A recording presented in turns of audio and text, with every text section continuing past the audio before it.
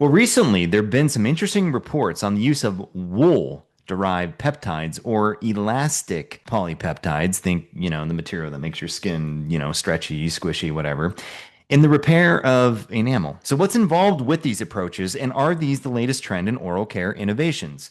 Hello again, I'm Dr. Rob, accompanied by Tami, and you're listening to the Dental Formulators Playbook. Okay, so I'm certainly lost here. Keratins, elastin-like polypeptides. That's right. These are certainly unfamiliar to me, and I haven't heard you talk much about it. Though peptides, this reminds me a bit about Curadont product we discussed in episode 9. Is that right? Yeah, that's right. Episode 9. Okay. Yeah, Keratin. I know it's not actually called that. It's called Keratin, but we call it Curadont. Keratin because of concerns that there exist with the efficacy. But anyway, I digress. Don't do it. But the whole point of this Keratin is that it's a small polypeptide. One could use the term oligopeptide. Sometimes that's thrown around in these circles. That consisted of 11 amino acids. For keratin and the elastin-like polypeptides, these are also based on amino acids. And keratin comprises about 18 amino acids, while elastin-like polypeptides are really a chain of pentapeptide. Okay, get ready for this.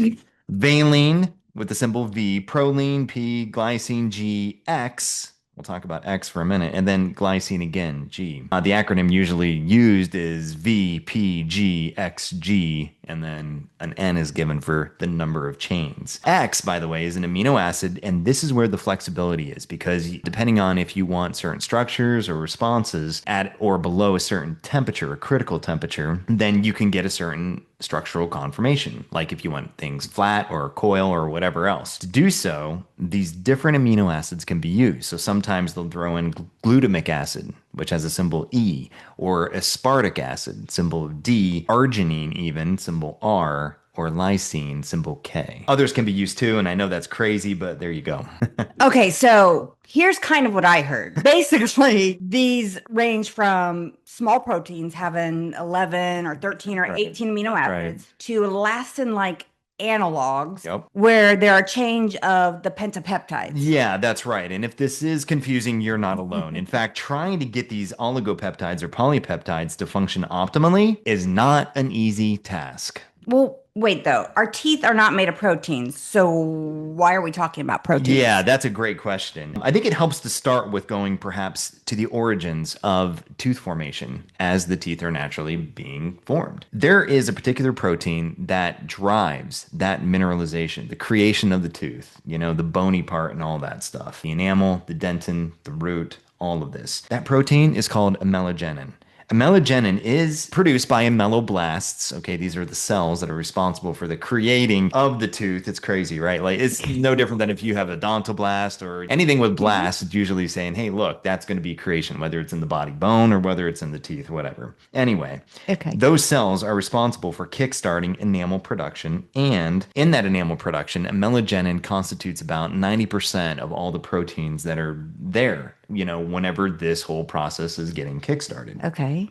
So, amelogenin typically has two principal regions. One of those is hydrophobic and is much smaller. And whenever we say hydrophobic, what that means is that it probably won't adhere to or be attracted to or bind to calcium or Okay. calcium-based mineral. The other part is hydrophilic, and hydrophilic likes to bond with calcium, or think of like your enamel structure, right? And that one is about twice as large as the hydrophobic, part of the amelogenin. But it's interesting because you have these two different parts. One's hydrophobic, one's hydrophilic, but one is a bit more larger in size than the other ones. Then ultimately, spheres, these nano-sized spheres are developed. That's actually the general shape of what is formed, and it's by virtue of these amelogenins. Now, in these spheres, they all kind of stack together, and you have all these things. You have maybe a 20 nanometer thickness or diameter, really, of these spheres, which hold about 100 of these amelogenin proteins. So we're not just talking about one protein that's making up 20 nanometer size. We're talking about hundreds of them, and they form these spheres, and they're about 20 nanometers in diameter.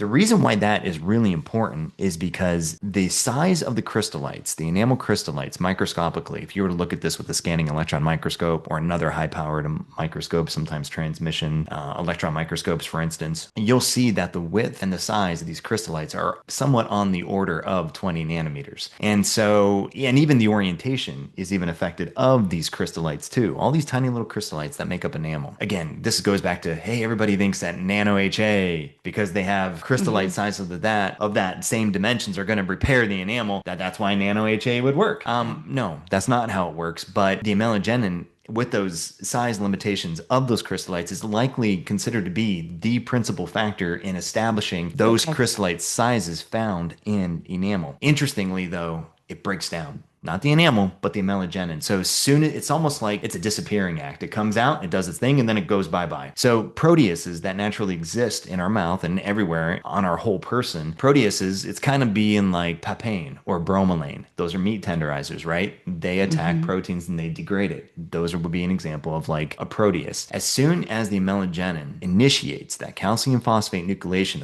of the crystallite sizes that are going to be making up the crystallite, that are going to be forming the enamel, they then get attacked by these proteases and then they degrade quickly. So as soon as the mineralization is there, they've done their job. Then they've done their job. And what's interesting about mineralization, we won't get into it here. This is about nucleation and growth. Once you have foundation, if you will, of that calcium phosphate mineral, then other mineral can start to grow off of that coming from the supersaturated solution. So it's almost like amelogenin knows that, all of a sudden you have a change in ionic strength because all of a sudden you have more ions present, right? Produced by saliva or just being delivered actually from the bloodstream and such, because a lot of these teeth are formed prior to eruption. It's not like they erupt and then you have them. It's not coming from your saliva in your mouth. It's through the bloodstream, and it's through the formation process of these primary and secondary dentition that this is where all this activity is going, is taking place. So that is pretty interesting. I think that the reason why we took a minute and talked about all that is because I believe that this polypeptide approach, or even the use of peptides, oligopeptides, whatever you want to say, really tries to mimic that origin. What is that amelogenin? Why is it important? How can we create a mineralizing system that emulates that original activity? I love that. So if I understand, researchers are trying more or less to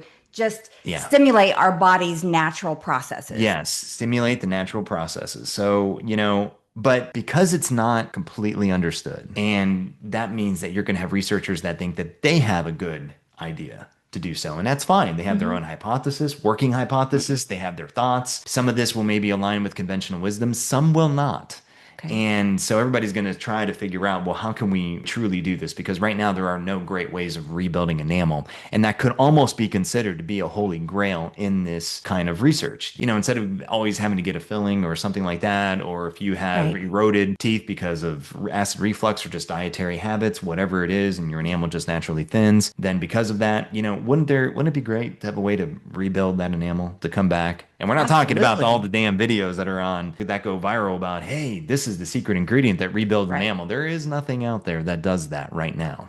So this, I think, is why there is strong interest in there. People do want to figure out a way to rebuild enamel. How do we do that? We got to look back to the origin of enamel formation, amelogenins. The closest thing we can do, let's get some polypeptides. So I think that this is what is going on right now. With all of that, I'm going to guess the Cure Don't product is an example of who's trying to do this. Yeah. And, that is absolutely right. So, they were really trying to be some of the first pioneering outfits that were there. They might have licensed the technology. I think this came out of England initially whenever there was some research looking at what kind of amino acid sequences might be able to stimulate initial calcium phosphate nucleation, which would then grow in the presence of a supersaturated solution like saliva, because it has a lot of calcium and phosphate and other things. But the problem is they didn't get the formulation right, and they didn't know fully how to administer this. I think that eventually this product was put into toothpaste. It doesn't do well. It hasn't done well. I think, there's been some reports, some of it may have gone bankrupt, like some of the company, because it's hard. It's hard to do this, and especially if you don't have a working formulation. Now, there's other versions of this. Obviously, it's available here in the US, but I think it's usually used as more of a restorative kind of approach. Okay. Why? Because it requires special handling. That's just what happens. happens. It had 11 amino acids. They were all self-assembling. The pH, whenever it was going to be mixed, and we'll talk about that in a minute, I think, that is going to present potential problems in how effective it might be in actually remaining in that two structure and then being able to actually sufficiently pull calcium and phosphate from the saliva in order to do its thing. For example, so with this particular system, again, if it has a certain orientation, it existed mostly as coils and disordered kind of structure above a pH of 7.5. But if the pH was lowered, maybe anything less than 7.5, then maybe flat sheets, they call them beta sheets, would form. Think of a sheet on a bed, right? And the sheet is made up of all those fibers of cotton or whatever material that you're sleeping on, you know? Here, those fibers would be, peptides, basically, proteins and Okay. things like that. So they were hoping that that would actually form a template that would then stimulate calcium phosphate mineral growth. Okay, but as we discussed clinically, this doesn't seem to produce a remarkable outcome due to issues with aggregates that may form and kind of creates more of a Yeah, mess. that's right. Because one part was very viscous, very thick, and then trying to mix it, it's kind of like mixing a two-part epoxy. Sometimes you don't always get equal amounts, right, from either of the two chambers in your two-part epoxy mixture. You might get too much of one versus another one. One might be too viscous. Well, and then it depends on time, and it depends on somebody's pH and their ionic strength of their saliva, their buffer capacity, the presence of other proteins. There's so many other factors that go into it. And I think that that ultimately will limit this to being, if anything, and I think that's why here in the US, it's more or less, hey, let's give it to the clinicians. They can do their hypochlorite treatment to remove the pellicle. They can do their brief acid etch, treat it like a microabrasion technique, and then apply it.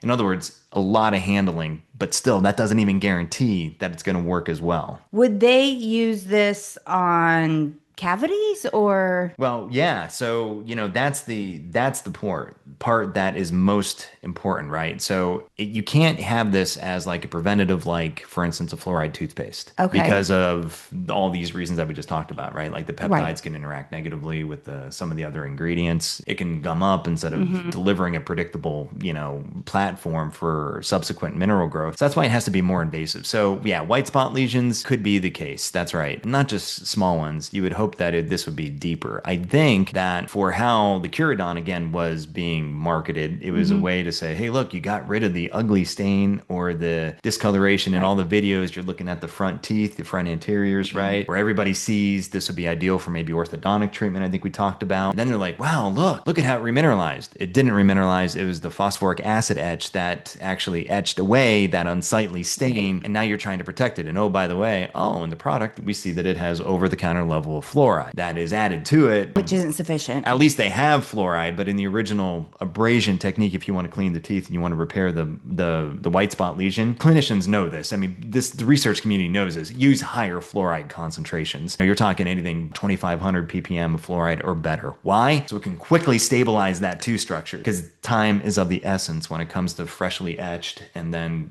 trying to repair that and Right. trying to make sure that everything's going to work out well. Right. So, but just to be clear, white spot lesions can actually remineralize Yeah, naturally, absolutely. correct? Yeah. And this is really important. So it's going to come down to the site of where the white spot lesion might be and Okay. whether a topical fluoride treatment might work. So, for those of you that don't know, there are prescription strength toothpastes out there that are widely used. There's a number of companies that have them. Colgate Prevenant is one of them. Solventum used to be 3M, has ClinPro 5000. And by the way of disclosure, I helped with that ClinPro 5000 formulation. It's the only toothpaste I It's the use. only toothpaste Tami uses. Yeah, that's right. And it works great. Yeah. And but for those troublesome spots where the white spot lesions might not be able to be fully reversed or at Hmm. least arrested, because that's what we talk about in this Okay. business. And as long as it doesn't get any deeper and it's Right. stabilized and it's not presenting issues, then don't have any invasive procedures because that could open up a whole nother can That of actually worms. could cause more Yeah, problems, right. right? Even doing the genetic test, and this is a long time ago, we did the genetic test. The results of that even said that my teeth are more prone to being softer than an average person. So some people will just naturally have softer teeth. There are You know, I genes that they do. can target that. Yeah, I Yeah. think yours also was into that. So those are some of the more common ways in In fact, high fluoride treatment is part of the Canberra system for the caries management, really popularized, especially out west, I believe. Dr. John Featherstone was a real strong proponent of that. You can even use acidulated phosphate fluoride. There's not many manufacturers of that. I know Colgate has it, but that could be an adjuvant product. Usually those would be good for anybody wearing orthodontia, for instance, Okay. if it's hard, because it's really hard to floss if you have orthodontia, Yeah, depending on it what you is. have. So, It is. yeah, So let's return to keratin. gotcha. Would you say this is part of, I don't know, a trend in peptide-based approaches for remineralization? I would, in Okay. fact. And the scientists there were focused on using wool as the source of the keratin. Okay, so let's remember because I remember. Shave a sheep, save a tooth. Yeah. No, but wouldn't that be a good point? That'd be a good tagline for it, There you go. Shave some Yeah. sheep, save a tooth. Okay, but I believe keratin is found in like nails Exactly.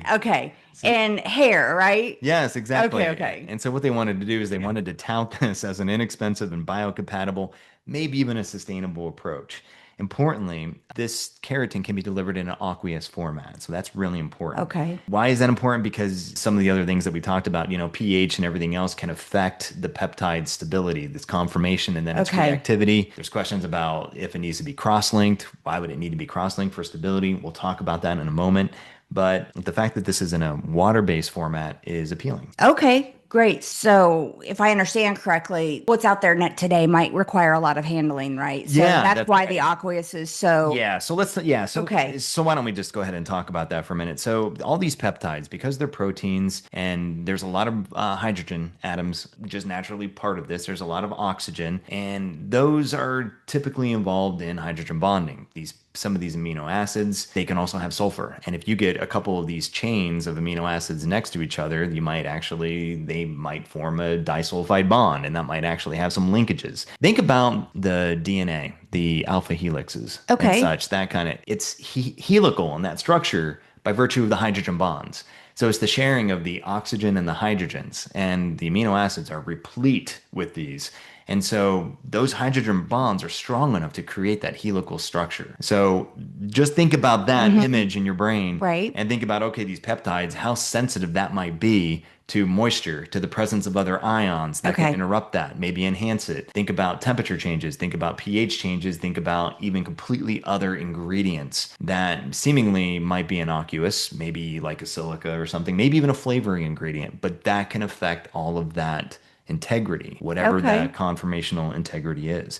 So, we talked about the curadont that has a mixed phase, right? In one pH, if it was higher in the original stability of the one tube, it was going to be a thicker, viscous solution that had a higher pH. They needed to lower the pH though in order to get the beta sheets that they wanted. So the Okay. second part would have more of an acidic profile. By deploying both chambers simultaneously, you're supposed to theoretically be able to get the structure that you want. So that is one example Okay. of that. The other example is like using the elastin polypeptides. And this, I'm going to say, if anybody wants some more information, this was published in November 2025 in Nature Communications from the same research group, actually, that published on the keratin stuff. I think that was published earlier in 2025, maybe February, March, April, somewhere around there in that time frame. A lot of people were on these publications, like over 20. So, That's a lot. some from the University of Nottingham, but then, it's like a diaspora of different people. Like some are in Egypt, some are in Germany, and everything else. But that's fine. But the whole point is their polypeptide system wasn't necessarily a two-phase system like the Curadont. It was just a single phase, but it used dimethyl sulfoxide as the solvent. That's obviously a Okay. non-aqueous solvent, and you're supposed to be able to deploy that to the affected tooth and then wait for the cross-linking to happen, because they also put a cross-linker. We'll talk about that in a minute. That would be the chosen delivery system. Well, let's keep water out of it so it doesn't have to affect all this hydrogen bonding. Okay. We want the right structure, and so we have to use a non-water based solvent to deploy that technology. Okay, so I want to go back to I believe it's DMSO. Yep, dimethyl, Because yeah. from what you've told me, it's often suggested that height might help mitigate pain resulting from like hitting Yeah, your hand or exactly. Like if a hammer and you hit your finger and it got, irritated, you want to right. dull that pain, dull that nerve, put it in a little vial of DMSO. But Yeah, but but there's a concern because you told me that can really dehydrate the area where it's applied, turning it almost like leather. yeah, over time it can. So there's obviously a problem with that, right? So it definitely will be more astringent. It'll Okay. dehydrate the affected area. So that's where some of the research still needs to figure it Okay. out. Do we really want that where the soft, moist tissue in our mouth, whether it's gum line, the cheeks, the tongue, No, I I mean, don't want any of those to you be don't want any leather of that. white. We don't want that to get irritated, Oh, right? wow. So there is that potential issue. But that's why I think that the keratin issue is kind of interesting because they use a water-based solution Okay, so as the so that solvent. makes sense because you usually do favor water-based systems anyway. So Yep. with respect to the keratin, they used wool, right? So Yep. did they shear the sheep and use the wool Yeah. straight up? Yeah. Is there anything that they do to prepare it? Shear a sheep, save a tooth, right? Yeah, they had to prep it, okay? And so they did, they definitely had to clean it. So although wool is, well, inexpensive, and the whole cleaning and the prepping of it Hmm. will add cost, and especially if it needs to be modified in any way. Okay, so but what do you mean? So Okay, so first you have to clean the wool to get all the dirt and nasty hopefully, elements, right? yes. But that's an easy rinse step, But what's more time consuming, and this takes about 5 days according to their protocol, is that you have to first defat it, then you have to break the existing disulfide bonds that already are manifest in keratin, and then you have to treat it with dialysis. You got to remove all the extraneous stuff. You got to get a nice clear solution of the stuff because it'll look turbid. So you need to, Okay. you need to get rid of the stuff that is not going to remain Purify it clear. kind of. Yeah, purify it. That's right. And so you're going to need to recross link it. So then you're going to have in another additional agent. And this is pretty common when we're talking about trying to get a certain structure to be right involving any kind of peptides. But they wanted to use a crosslinker to reestablish some certain crosslinks to get a certain conformation that they felt would be a good template for mineralization. Okay, so I do agree in general, wool might be relatively inexpensive. So, but I just heard you say they break the disulfide bonds, Yep. then they cross-link them again. Yep. So, kind of why? Yeah, again, because they wanted to make more of a film, and we're going to talk about that in a Okay. minute. But the crosslinker that they used is pretty familiar, actually. The abbreviation is TEGDMA, or TEGDMA, if you want to try to make a word out of that. It's triethylene glycol dimethacrylate. Anytime you see a methacrylate, you can think about like nail varnish, right? And you might have some Okay. acrylic acid in Okay. there, maybe some acrylic. You Hmm. might have some acetone in there, right? Because you can't use water with the nail Right. polish and stuff because of the nature of the acrylic polymers and such and things Mhm. that you really want to have a nice film. That's the same thing here. Well, it would be with other polypeptides here with keratin. You can use this dimethacrylate at low levels, okay, to get what you want. So what are the low levels? We're talking anywhere between 0.04 to 0.8%, while the keratin percent would be anywhere between 3 and 10 weight percent. Okay, so wait, the first they make the films, and then are they saying that's then the template they're going to use? Yeah, so this is going to be interesting. So a film is definitely going to be made. Now, for laboratory purposes to show that they are on the right track with the Hmm. template, they will certainly make a film in the laboratory and then immerse it in like a calcium phosphate solution to show that it can, help to promote nucleation and growth of calcium phosphate material. So, absolutely. Okay, so well, if I'm hearing you correctly, they're not making a film and then applying it to the tooth. No, no. In a clinical setting, no. Okay. Laboratory to understand, maybe what the material properties are, like how tough it is, maybe how stretchy it is. Is it Okay. brittle? Is it transparent? Then they Hmm. will absolutely do that in a laboratory setting to better understand. And that's what they did in that paper. Okay. But clinically, no, they wouldn't do that. In fact, you would have to have, what you would do clinically is you would make a solution with, say, let's just use examples here, a 5% keratin solution, and then they would Okay. probably put 0.5% of the crosslinker, that tegdema Okay. cross-linking agent. They would combine those. It would stay in that vial, and then when it would be deployed to the tooth, then it would be, dispensed accordingly. Okay. Okay. So they're making this the keratin tegdema, as you say, Hmm. TEGDMA, I believe you Hmm. said. They would make that to cross link to create a film. Yes. And then so it's kind of like a slower reacting sealant. Yeah, so sealants, have been used. People are familiar with Okay. this. Maybe that's like a nice preventative, dental insurance, of course, reimburses for that. So those are very popular for families and for dentists alike. but this is a good point now talking about the films and the slower reaction. Okay. This is known. If you're not going to form the film until at the point of application, Hmm.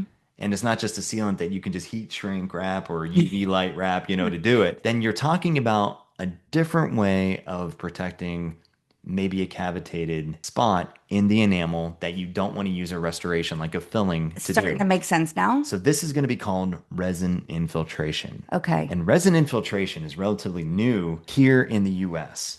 The approach has been used in Germany for a long time now. In fact, it originated in Germany and most of Europe uses it. A good example of that is the Icon brand of resin infiltrant that is marketed by a company called DMG that's based, well, in Germany, right? So the dental code here in the US for any clinician or insurance person or any savvy patient who knows about this, for insurance reimbursement, the code would fall under D, as in donkey, or delta, 2990. Okay, so Okay. that reflects the restorative nature of the treatment by virtue of that D2 coding. Okay. Okay, so traditionally the tooth is prepped. Again, similar to the removal of superficial defects like we talked about before, Hmm. including like microabrasion or non-cavitated lesions, they would use 15% hydrochloric acid. Oh, 15% hydrochloric acid. For how long? 2 minutes. Holy Yeah. cow. Okay, so yeah, it is a longer period of time, and hydrochloric acid can be quite aggressive, but you have to think that this is going to be for those maybe deeper white spot lesions that aren't able to be arrested or Okay. reversed. So near cavitated, Yeah, near like, cavitated, okay. maybe right before it gets into the dentin. Whenever we talk about cavitation, we talk about decay that has reached not just in the enamel, but into dentin. Okay. And That's so, helpful. and so for anybody listening who's not familiar, then that's what we're talking about. Cavitation involves penetration into dentin. And Okay. so, can resin infiltration be made? Possibly. Depends on, again, it depends on where, what tooth, Right. the biologics, of the person, Hmm. the age, the hygiene, I mean, all of this. There's Right. so many different factors that judgment has to be used, right? That's Hmm. all part of the Hmm. freedom that a dentist might have, but that's also why in this particular case the hydrochloric acid is used, right? You need something that's going to remove the decay, get all that out of there. I understand And that. then you also need to be able to create a fresh spot so that the new material that's being introduced will be able to bind well to the Yeah, tooth. that makes So sense. the hydrochloric acid will do that. Now, is this more invasive than, say, the Curodont? Remember, the Curodont used a 2% hypochlorite to remove the pellicle. Okay, so you first remove the pellicle, then you see that unsightly staining that was not part of the pellicle, right? But that's Hmm. intrinsic now to the tooth for whatever reason. Might Right. might be a little bit of a white spot, might be a little bit of other, extrinsic staining that has somehow become intrinsic over time. They would use 37% phosphoric acid for 20 seconds. Okay. Okay, so the resin Infiltration. infiltration, Yeah, okay, that's right. definitely seems more invasive. So this Yep. is certainly not for the superficial removal of those white spot lesions because as we talked about before, those can be naturally Yeah, remineralized. potentially, or if you have superficial staining or stuff that, Okay. that you just want to get removed, but you don't want to have too much aggressiveness in there. You don't Hmm. need resin-based material. Then some of that could just be used by the dentist to help. If you have thick enamel, if it's front showing to anybody that you see, Right. this is going to become an issue, right? You could use maybe phosphoric acid etch, maybe brief. You could do that. For resin infiltration, for this type of stuff that we're using and we're talking about with like these polypeptides and Hmm. keratin, this is something more aggressive. It's meant to be for a more aggressive application. Okay. Absolutely. Okay. So, I think that, this etching, as part of this, just again for clarification, this would be ideal for those hard to reach areas or for those that don't have good oral hygiene, for those that were not as responsive to a high fluoride therapy,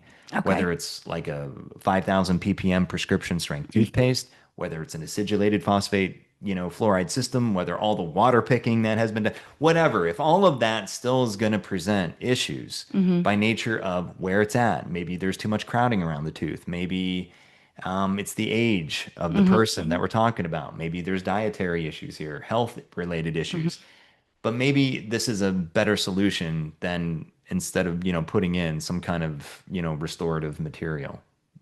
where you would have to anyway etch the tooth, Right. and put in something that hopefully stays, this would be good. So, Okay. So, yeah, you make it clear this is definitely more of a restorative treatment, yep. because 2 minute etch with 15% hyaluronic acid Yeah, that's, clearly removes the enamel. So you yeah. have to do something to then mitigate that. Yeah, mitigate that, and a lot of the resin infiltrant materials right now, they don't necessarily, they're not going to grow new mineral.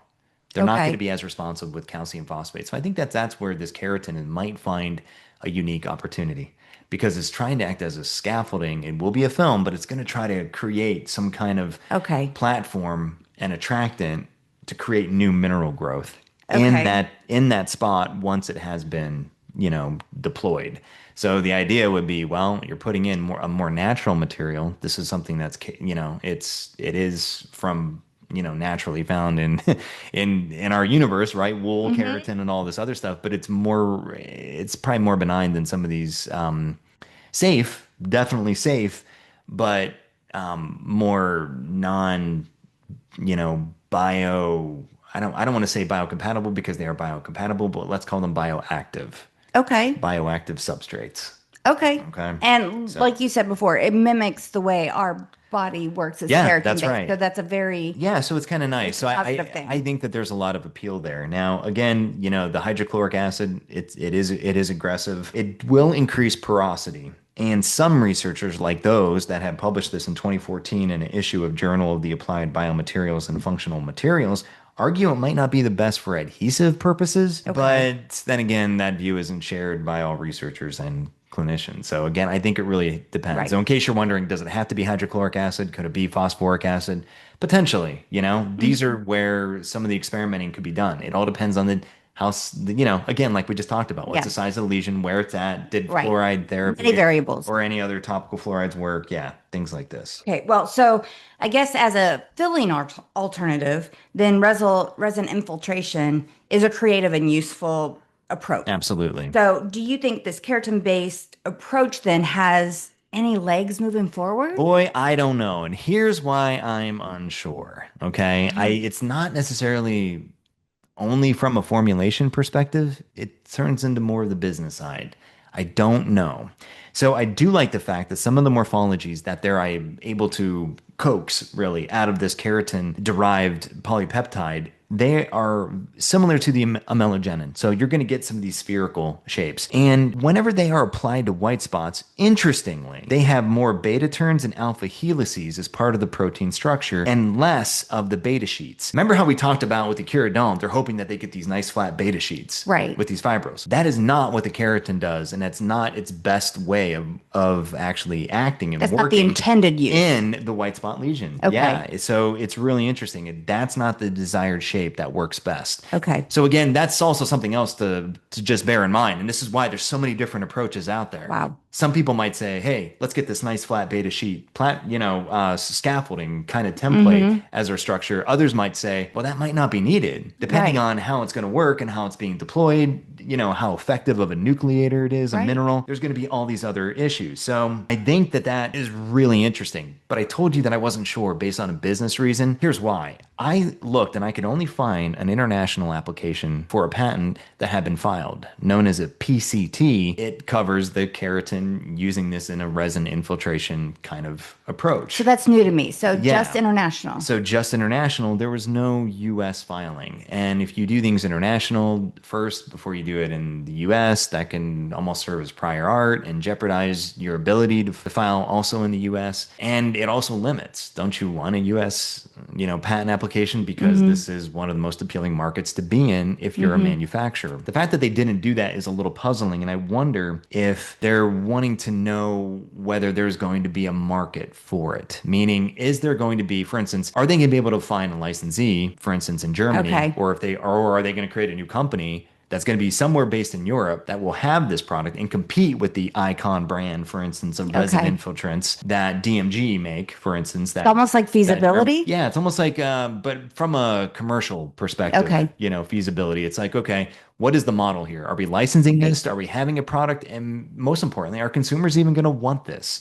So if the patient expectation and then what that result looks like Hmm. from actual use in the patient, is that going to be comparable to the resin infiltrants that are already on the market? We Right. don't know. Okay. And so that seems like that's a more involved discussion. But one has to think about that. As Hmm. a formulator, as somebody who is interested in all this stuff, if anybody's listening to this, you're obviously interested in what is the latest and greatest, Hmm. not only just in trends, but where opportunities may exist or why things Yeah. work or why are things not used, or even if they can be used, what can you do to make it happen? How can you Hmm. create a business out of this? All of this has to happen. I just think that it's odd that they did not even file a US patent application. Okay, so for now at least, it seems that the keratin approach might be limited to restorative based formats, not preventative products like toothpaste or mouthwash. No, that's right. But do you think that there are opportunities for maybe other protein-based technologies in this space? Yeah, I do. In fact, there is a nice example that I want to talk about. But outside of that, I haven't seen patents on this example that I'm going to talk about, but I have seen other patents on other technologies. Okay. And there are other publications, including with the elastin, Protein-based is like, what you're yeah, saying. Okay. exactly, including like with the elastin, like polypeptides. In fact, from that same group that did the keratin, the 20 plus authors and stuff. But what I want to talk about here is one that is, they use a statharin kind of inspired peptide, oligopeptide, because it's relatively small. And they published this in a 2018 issue of the Royal Society of Chemistry Advances. Okay, so that's a new one for me. What is statharin? Yeah, statharin. And why was this used? Yeah, so this is important, right? So just like they're trying to use things that are inspired by nature, right? Just like the amelogenin with I the love that laying approach. down of the initial calcium phosphate. Yeah, it's a very sound approach. Good approach here. The statharin is a naturally found protein that is secreted by your salivary glands. Oh, And so it's something that is very familiar to us, right? And it has amino acids that are going to be more amenable to attaching onto the teeth. So it's going to have some hydrophilic parts. We okay. talked about that. It's going to have good binding, like with calcium. But this statharin is also really important then because it does bind so well to the teeth that it is one of the primary components of the pellicle that sit on the teeth. Some people Okay. say, why do you even need a pellicle anyway? This stuff just holds stain. What's the problem? Well, that's a barrier to prevent free flow of mineral from the tooth. So it helps prevent demineralization. And it's kind So of a sacrificial layer for things yeah, attacking it kind too. of, yeah, it actually it is. So if you're drinking something acidic, well, that would ordinarily erode your teeth. So nature, through our saliva in this particular case, has a protein that naturally helps coat the teeth to help protect against that demineralization. That makes So sense. a lot of people don't understand that. They That think, makes sense okay, to me. I either have plaque on my teeth and then it's just the tooth. But actually, there's this middle layer. You have the plaque, you have the pellicle, and then you have the tooth. So you have to worry about, like, I know this is kind of a tangent. If you want to make a product that's going to be superior cleaning, is it going to remove too much of that protective pellicle Right. at the wrong time? Right. That is one of the That's drawbacks. definitely something I've never Yeah. Yeah, considered. getting rid of the plaque, that's easy. The harder thing is the pellicle, and that's why people are putting in, for instance, papain. We talked about bromelain, Right. papain, Right. some of these other non-peroxide based whiteners. We discussed that previously in other episodes Because the where pellicle is protein based. it's protein based. And what are these papain and bromelain? They're meat They're tenderizers. meat tenderizers, they're proteases, so they, degrade those kinds of proteins. So Okay. that's what you see here. But again, also the statharin, another benefit that's really important is that it helps prevent premature interaction of calcium and phosphate to just form with itself and then just sit on the tooth. It Okay. actually slows that and interrupts that process down. So maybe the calcium and phosphate that are naturally found in saliva will be better able to integrate with the existing tooth structure.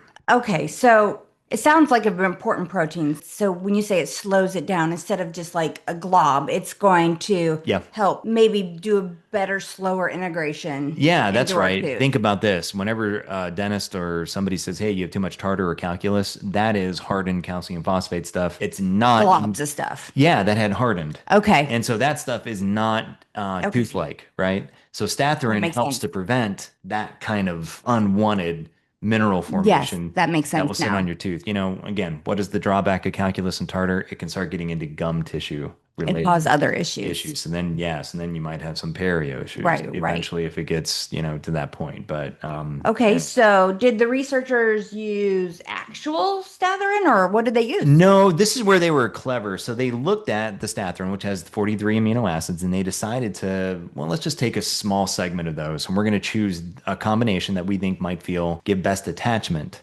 Okay. to structure. So they looked at amino acids that were they either combined 6 of them or 11 of them. So it was no bigger than 11 peptide or amino acid lengths to form this oligopeptide. But sometimes they would have some of these amino acids pre-treated. They wanted to phosphorylate them to have them have even more potential to be able to be mineral nucleators than even the original individual amino acids. Supercharging them, kind of. Yeah, kind of like that. So they just wanted to do that. Yep. So these were synthesized, is what you're telling me. Yeah, and that's a great point because there are a number of contract laboratories all around the world. I mean, we have them. I mean, if you want some in Kentucky, they're there. If you want some in China, they're there. I mean, Spain is where a lot of people get some of their bespoke. Or if there's a library of existing polypeptides that they might have, they might say, hey, why don't you use some of this? But you can get bespoke ones. This can be done. This is also why this is an attractive feature. But you have to remember, the stuff is all going to come at a cost. Anytime you're going to get bespoke things so that's why, for instance, with the keratin,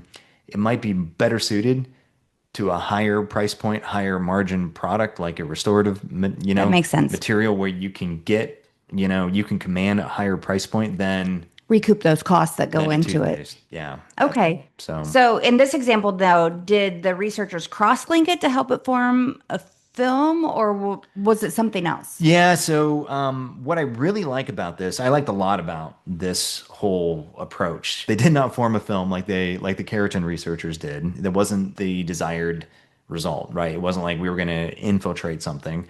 So there was no involved film formation, so no cross-linking was necessary. But they did use a water solvent, like the keratin folks used. They used water solvent. So I think that that's really good. I also like the fact that they described the treatment level and it was relatively low. So I think that that is really good from a potential commercialization perspective. And in their studies and their evaluations of this, they tested against 1,000 ppm fluoride, which I love. They had a positive control. And then they used the lab study and they tried to do some cycling. It wasn't the best model, but at least it was something that is a good start, I would say. Okay, so all that sounds very promising. I know you love it when proper controls are used. So what did they find? They found that the surface microharness recoveries, and what we mean by that is the enamel is going to have a certain hardness. You can measure that hardness. If the enamel gets softer, it'll have a lower hardness value. Makes sense, right? And then if it strengthens by virtue of some kind of remineralizing therapy, like fluoride, and by the way, fluoride itself, if there was no calcium and phosphate around from your saliva, you're going to have not as much strengthening of the tooth. I think that's really important to say. I don't think people think Yeah, about they might that. not. And we'll have to do maybe another episode where we talk a little bit about, xerostomia or the lack of any kind of adequate saliva flow. But at the minimum, the fluoride would arrest whatever damage is being done. So even without calcium and phosphate present, fluoride still acts to arrest the damage. And so it's still always great. And that's why if anybody who has had xerostomia, whether it's from some kind of medical therapy, usually that there's some compromise there, they should be on, and they might even be using a prescription strength treatment, just because they're going to be more at risk for demineralization. Even though fluoride can work well, it needs the other stuff. It still needs the other stuff, and you're going to get harder, enamel if calcium and phosphate are available. Right. Makes sense. To then build off of whatever that existing structure was, just naturally. I mean, saliva is our natural mineralizing system. But what these researchers found is that even using the 1,000 ppm fluoride and using, for instance, the 11 chain peptide that they had made, they got good, similar surface strengthening. It was better than the 6 chain, than the smaller chain.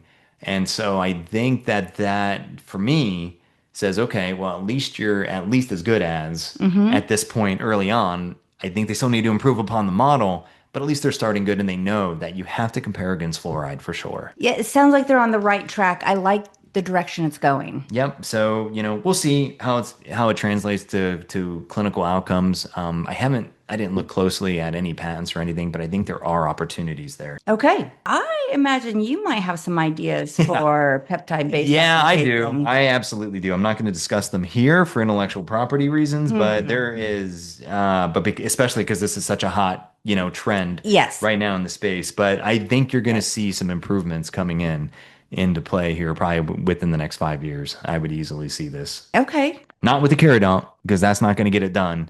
But I think that we're going to get something. Again, it's going to be the testing and it's going to be the right partnerships that are going to make Yeah, this that makes possible. sense. So you mentioned the group that created the keratin technology is also claiming benefits from an elastin like polypeptide. So Yeah, how is that going to compare or stack up? right. So that was the one where they published in November 2025 Hmm. Nature Communications paper, and again, they did a full-blown research and characterization, just like they did for the keratin-based stuff. So there's lots of colorful pictures, lots of So graphs, this group is lots of looking at stuff. different Yeah, opportunities. they're looking at different opportunities, and this also goes back to my saying was I don't understand the commercialization approach right now because some of these researchers already they went down the road where they started to protect some of this. We'll talk about that in a minute, but yeah, I think that these polypeptides from this research group where they had, this it was a very huge polypeptide structure. It looks like it could have some potential, but again, they're not using an aqueous based system. I that concerns me. Okay. So That concerns me. why is that? Yeah, well, it's because they need to think about the formulation. Too often somebody has an idea. Hey, we'll use this. We want to use this Yeah. polypeptide and we're just going to make it work. Well, that's nice that you could do that in your nice controlled setting and you have access to all this time and everybody else and you're not having to worry about what the clinician's going to do. Right. But how are you going to get this into a formulation? You have to think about the formulation. What is Most the people don't. formulation base? What are going to be the ingredients? And you have to think about that at the initial part. Right. And now, because they're not using an aqueous based solvent, Hmm. now they have to kind of go backwards and you almost have to begin again. So that's nice that hey, I'm not throwing shade on the technology or any of the work they did. They did great stuff, but they didn't think about it from a formulation perspective, Right. you know? And it helps if it's like trying to reinvent the wheel all the time, right? I mean, yeah, you have a Right. wheel, you might have got there really expensively, but there could have been an easier way to do it, or maybe a more streamlined approach. And Hmm. it still might not be easier to get there. But let's, for efficiency purposes, start with an idea. It's Or about the the planning. endpoint in mind. What is going to be the endpoint? How is this going to be delivered? Right. Let's figure out what that format's going to look like. So we know that, for example, you mentioned this before, the Curadont technology doesn't work in toothpaste, right? Right. Okay, because you said the peptide's way too temperamental. So how is that? Again, one of the examples, and we've already talked about it here, is that very simply, just the proteins just change shape. If you have coils and then it goes to a flat sheet, and that's only influenced, for instance, by pH, Oh, wow. imagine the presence of anything else that you might have. Wow. Yeah. So, Okay. so that's why, right? Okay. So I see. So the other ingredients in the formulation are bound to, we've talked about this before. Things might work great by themselves, but once you combine them with other ingredients, then the potency of that peptide might change. Yeah, and again, that's why I'm talking about this other Okay. formula here with this giant polypeptide. They're already starting at a disadvantage because they're using DMSO. Okay. You need to start with the right, well, So start. basically, yeah, you're saying having a water soluble polypeptide is really a great place to start moving forward. Yeah, I mean, because if you don't, think about if you don't, even if you have something that has alcohol in it, whether that's a varnish system, whether that's even like a Listerine type of deal where they used like Right. 21.6 or whatever else, you have to think about the toxicology profile. So if you're coming out with a technology Hmm. that's brand new and it's a peptide, what everybody's going to be interested in, especially the FDA, not so much efficacy right off the bat. Right. They're going to be interested in safety mostly. So Hmm. they're going to say, well, how do we know this is safe? Let's see the cytotoxicity Okay. profile. Are there any other off-target results that might happen, Hmm. with these irritations? So even if it's not cytotoxic, but if it has the tendency to really be Hmm. astringent or dry out your tissue because of the solvent that you're Right. using, that could actually lead to other complications, right? Absolutely. It's not just a feel or an irritation, and nobody's going to want that. No. So even if no other complications do exist, if somebody's like, damn, that would really dried out my, I feel like, and everybody who's had a dental procedure knows it. It's like having cotton mouth, right? Oh, If you yes. have all that and you're still numb and you've been dehydrated because Yeah, all the cotton absorbers have been in there right. trying to sop up all that while the clinician's trying to do the work, nobody wants to feel like that. No, Not never. from an over-the-counter product. So, you know what I mean? Daily Like you basis. might be accepting of that in a clinical setting. You might be Right. like, okay, I gotta pay the price, whatever, but nobody's gonna want to put that in their mouth. So No. those are the kinds of things that will be important. Plus, how do those solvents respond to the certain flavor Right. profiles? What about the surfactants? What Right. about the abrasives? Is it going to be more aggressive? Mm-hmm. So are the abrasives, which are typically done, like, so anybody who's ever heard of the relative dental abrasion, right? Everybody likes to talk about that. Dude, that changes, depends on the quantity, Mm-hmm. okay, of that silica, for instance. Let's just take an abrasive. What is the nature of that silica, right? What are the particle sizes? Is it made for cleaning? Is it made for thickening? Is it going to be at the 5%, 2%, 10% level? What is the presence of the other ingredients? Look, Mm-hmm. all of that affects the overall RDA score. People Makes sense. don't, a lot of people don't know that, but absolutely so. So you're taking some, so you could use the most gentlest silica out there. If you combine it with something that's going to be pretty dehydrating to your soft tissue, Makes sense. Yeah. then it will probably be even more damaging, even though it's the most gentle Right. version of whatever that ingredient is. It's what do you use it with? So those are all great points. Did they apply for a patent for this particular Yeah, one? they did. And again, this goes back to me saying, why didn't they file a US patent on the keratin? I don't understand. And maybe they did. Maybe I just couldn't find it in my research, but I try to do pretty good in my research Your research is pretty good. and it shouldn't even be that hard to find. So, yeah, they did. And only a couple of them though. So, although we mentioned 20 researchers and it always gets interesting, like the devil's in the details. What's going on in the back room? Because even in this nature paper that we're talking about with the elastins, the only two of the authors mentioned that they have financial interest in this company called Okay. Mintech, and the Mintech has been set up in Delaware here in the US. And that's who these one patent was issued, and it was issued, I believe, in April 2024. Okay. And another patent application was filed in September 2024. The holding company is based in Delaware, but again, these researchers are based out of where did I say? You said everywhere. It was in England England in and then particular. some were Egypt Yeah, or so the ones that are part of the company, I believe, are based out of the University of Nottingham in England. okay. And so it makes for an interesting dynamic, right? You have all these authors, Yeah. you have a lot of the people that are doing the work. Some people are going to retain ownership of this stuff. The reason why I find this so interesting is because the process of invention and on these patents, I think there's like 4 or 5 inventors, right? But the inventors, that's nice that you're an author, and that's fine that you're an author of the patent. Does that necessarily mean that you're going to benefit financially Right. from any Not arrangement? always. Not always. That has to be Right. made upfront. And so for any researcher, anybody interested in having in any kind of thing, please know that you could be listed as an author on a patent Hmm. all day long. It does not necessarily guarantee that you're going to be able to recuperate Have a or financial benefit benefit. from that. It all depends on how, for instance, like what that entity was that was set up and how is that relationship structured between you and your collaborators, you know? Yeah, the patent world is very confusing. And There's a lot of nuances. and obviously there was some savvy here, right? Because Hmm. why have a company based in Delaware? Well, it's Right. very likely a holding company. Right. And the holding company, so there is some familiarity with how these Hmm. things work. So the universities know this from tech transfer Of course. experience, right? Whether Of you're course. talking about US based or non US based universities. And remember, all universities, they will take a pound of flesh as well.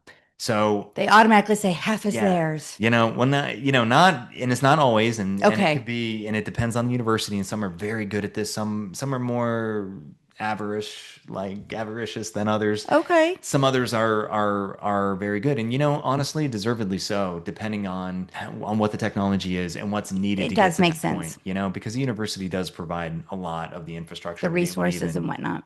be able to do this. So, we're not throwing shade on that. We're not throwing shade at all. We're just trying to say, just be aware. And these Understand are it. things that I think about as an inventor, as somebody who's Right. had licensed things, as we have formula. This is just what we think about, right? Right. What is going on? What's going on behind, those closed doors. Don't you want to be in the room where it happens, right? Don't you Always. want to know what is Always. going on and what's being Yeah. said? And So so anyway, but that's based off of what you're saying about having the holding company in Delaware, it sounds like you think they think this is promising enough for yeah, commercialization. I think so, but they're going to need some help. Big help. They're going to need somebody that's going to be knowledgeable in the commercial space. I think probably a commercial partner. I have some ideas on who that might be, but we'll have to wait and see.